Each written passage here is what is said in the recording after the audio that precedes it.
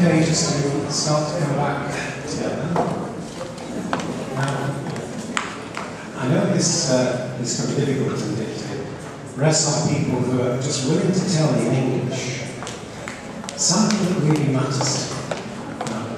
Can I just have somebody who will, from the conversation, tell me, what is it that either you or your partner, you feel they really care about? What is it?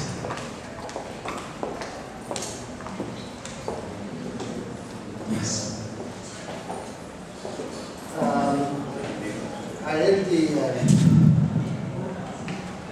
Thank you. I had the honor and privilege to be paired with the rector of this university, and I was touched by his passion and the sense of duty and service that he possessed and demonstrated, because all his concerns and interests are around education. So devoting his life to educate others the same way as he was offered that opportunity is the core center of his values and his sense of purpose. Okay, now, can I get just other responses before I'd like to come back to that response, because it is so important in action research that leaders of institutions actually show what they're doing to live their values, but they can only judge their effectiveness if, for example, you can actually show that you're being effective in what you are doing, that the leader's influence can only be shown through your accounts of what you're doing with the students or the administration to improve practice. So could I have just a few more responses? Yes. Could you just let me have your name as well, please? Yeah. Okay. Microphone's coming. Thank you. My name is Francisco January, and I am a lecturer at the University, University. It's somehow difficult for me to talk as a leader of an institution, because I'm not. But in the conversation with my colleague here, what we were saying is that we would like to see, as teachers, men here, we are both teachers, we would like to see, for example, our students being able to conduct relevant research based on arising from honesty and deep values of ethics, let me say. Well, you can then elaborate on this, but this is our mission. This is our kind of vision of what we would like to see. Then we can explain what you are saying. Yeah. And again, ethics are at the heart of educational research. To find what you mean by education, you have to bring ethics in, because education is something we value.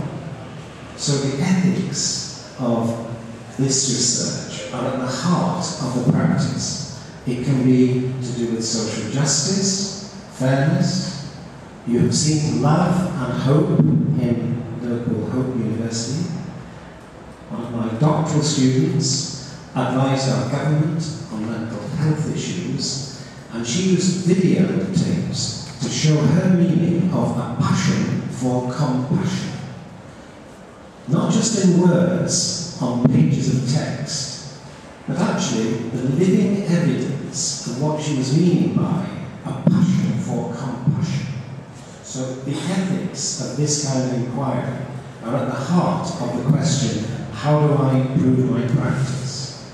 We can only judge improvements by the extent to which we are living as fully as we can the ethical concerns that we have as human beings and professionals. So that is really vital for this kind of research. And if you can work together to share your ethics and values, this is a very good place to start. It gives you what you're passionate about. Now, is there anybody else that will just be prepared to say a little bit about what you were talking about? because I'd like to take you through the action research process so that you can move from what really matters to you, like those ethical concerns there, a leadership that very much wants the research to inform the teaching and then to actually inform service to the community. And this can be something everybody here can undertake to show what influence are you having in your context in Mozambique to actually enhance the quality of life in the context you're living and working through that sense of service. So, is there anything else that you could just share with me as you were talking about what really matters? Yes, and without the microphone. So that's great. So, yes, your name is. Sorry, could you just put your hand up again? Yes, that's. And it's very important to get a sense of your colleagues as they're speaking about what their interests are, because this collaboration is important. Okay, could you? Good afternoon, my name is Kupami. My colleague in conversation was saying that his passion is to know how to communicate with his colleague to produce good results. He is a student in engineering course. Okay. Did you all understand that, the importance of communicating, with colleagues? Have I understood, Kupami, that it was that real interest in the communication? And yesterday, I was at the Pedagogical University, and it was clear that not many colleagues knew what each other was doing. They hadn't shared. And at the heart of research, it is vital that we share our ideas and help each other with our inquiries. Any others? I want to make sure that I have covered the kind of things that you're passionate about and that you really care about. Yes, can we have the, so two here, can we have the microphone?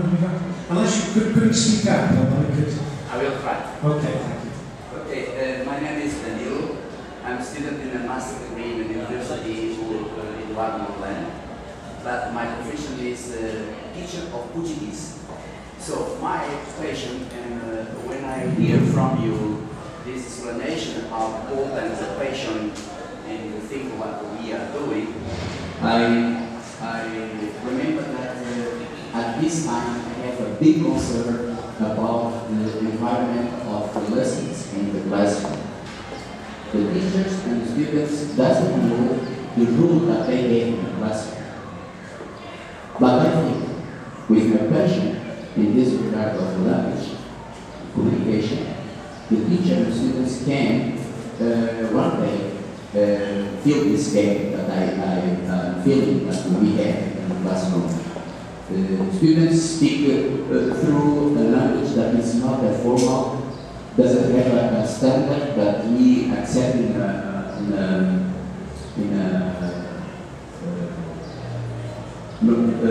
regular communication in the classroom, but also the teacher doesn't most of the time use the correct level of language to put the issues in the classroom. So my question is to get these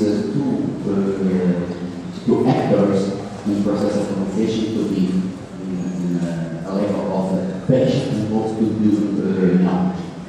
That's really, again, very exciting. I think everybody will recognize how important that is. It is very difficult to do that on one's own. This is why I think you may need to get together a group of colleagues who share that passion and that concern to research how effective you are being in those two areas. This is how you will get the action research process within your organisation, linked to that vital question of communication and certainly the language, how you actually develop that in your students, but very difficult on your own. This is why it will be very important here to check if anybody else has that concern, so that you can build, we call it an action research group, which shares a concern to work on together. So thanks for that, because that was a different concern, and we're hearing very different concerns and passions coming from you all. Yes? Could I have your name? Yes, my name is Rafael. I'm a teenage course in journalism. We were discussing and we come to the conclusion that what matters for us is to try to develop knowledge in students so that they can change their way of thinking, and the research that they conduct may bring positive changes in their communities, in their country, and if possible, in the world. Okay, now, I imagine that everyone here shares that passion to enable students to become the best people with the learning that they can and make a contribution to their communities. Yet, I don't think many people here have researched your influence in enabling your students, in supporting your students, to actually become more useful members of the community, in a sense of influencing practice, in a sense of doing things which are a direct use to your communities. Now, because of my visit, I know that next week I am talking at Durban University, where the Vice-Chancellors of some of the South African universities have said that 10% of the time of the lecturer must be spent in community service. And some of the group I'll be working with, because I've been working with them now well over a year to develop their action research, I think some of them might have some of their stories to share with you. And I will be able to tell Vincent and also Kupani at the back to send them some of those accounts so that you can see what colleagues are doing in different universities to live out that value of service. But I would advocate that you try and work with your students to do this kind of work. You can work with your students to become action researchers. You might find this strange, but we have got 6-year-olds in some of our schools who are being action research in their own learning. And we have shown how these 6-year-olds have understood the process that I was going through with you. I've also got doctoral students. I've got 30 of my doctoral students who succeeded over the last 15 years on the web. Now, that is the highest number of successful doctoral supervisions in my university's Faculty of Education. And they are all focused on themselves improving their practice, but also working with their students to enable their students to produce their action research reports on what they're doing to improve their practice. So the involvement of the students, that last question is really important, because I think you will have to shift, we call it the paradigm shift, from the students sitting passively, listening rather as you are doing just at this moment with me. Yet we need the active involvement of our students, just as I was asking you to talk together and then share your passions and your concerns. And this brings about a very different kind of, we call it, pedagogy in the classroom. So I will send to be sent my URLs for my web page, because whilst just at the beginning the internet was working, you can see server not found. Now, in my experience in Mozambique, at the hotel I'm at, this keeps happening. Yeah? Server not found. In my own university, I would then immediately to show my students and these 6-year-olds with video clips showing them doing the work in the classroom with their teacher. And it's this that I hope that I can actually share with you to show you how important it is to share these resources. But server not found is quite a shock, because I have come from a context where I'm very privileged. The investment of money that my university has just put into all of this resource gives me the ability to make my own website, to bring my students' work, share it all over the world, which is why I get the invitations to actually visit different countries to show what can be done. But I really like that last point about the real importance of a shift in how your students are being taught and how they learn. Because there will be centuries of cultural influence which is persuading them that active learning is not appropriate. Yet I think everybody here will want that to be done.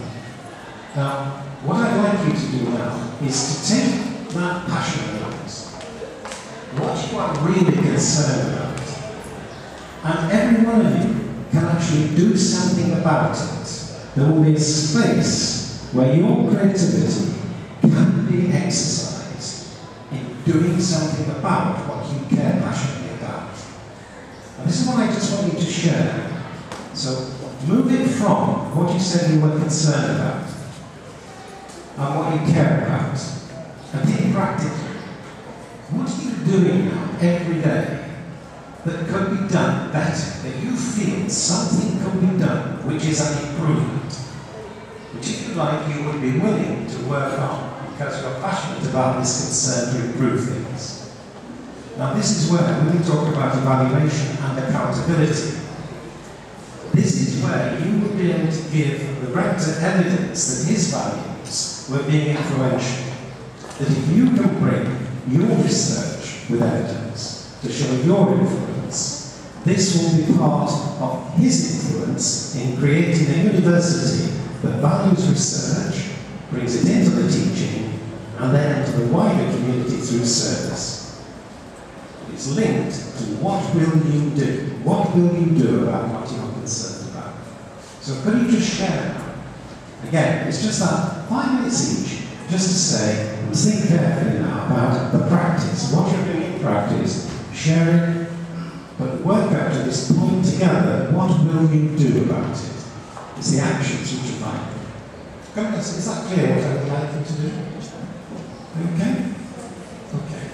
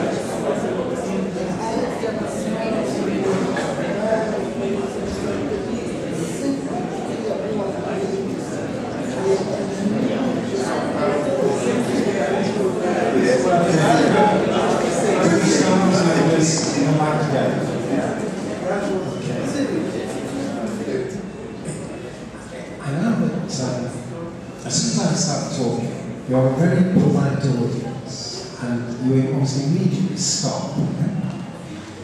And there was a lot of energy here. There was a lot of laughter. And in the conversation, this is where a lot of very important action research takes place. You're now all attending to me, and I'm very much, if you like, controlling the room and the discourse. 2 minutes ago, you were really enjoying and excited by talking together. I don't know if you were talking about what you were going to do, but there was an energy and a pleasure, which, if you like, is where we need to ground our action research, not in the control of one individual actually transmitting knowledge to a larger group. Now, would anybody just like to tell me, as you were talking, what practically did you think that you could do? Was there anything about your concern, the values that you have? Again, it's this passion. What do you want to do to improve things? Would anybody just like to say, okay, well, what was it that you were talking about, what it is that you could do? Because I'm very interested in the practice, keeping in contact with the connection with your living experience. What you are doing every day that you think you could make a difference by doing something that you feel, yes, this will improve things. I'll pause there because it's not an easy question, but unless we get this kind of question being asked and answered, you won't get your action research underway. Do we have the microphone? Who have the... Does somebody have the microphone? Because if we don't, we might have to shout. Okay. I'm going to pause.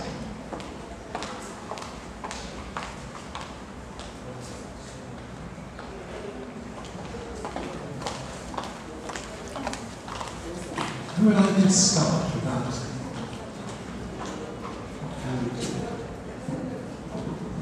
Okay, it was somehow difficult for us to find the way out of what we express as our desire and what can we do to overcome it. But what we were talking here is that we raised the issue of wishing to have students being able to undertake the research based on the deep fields of ethics.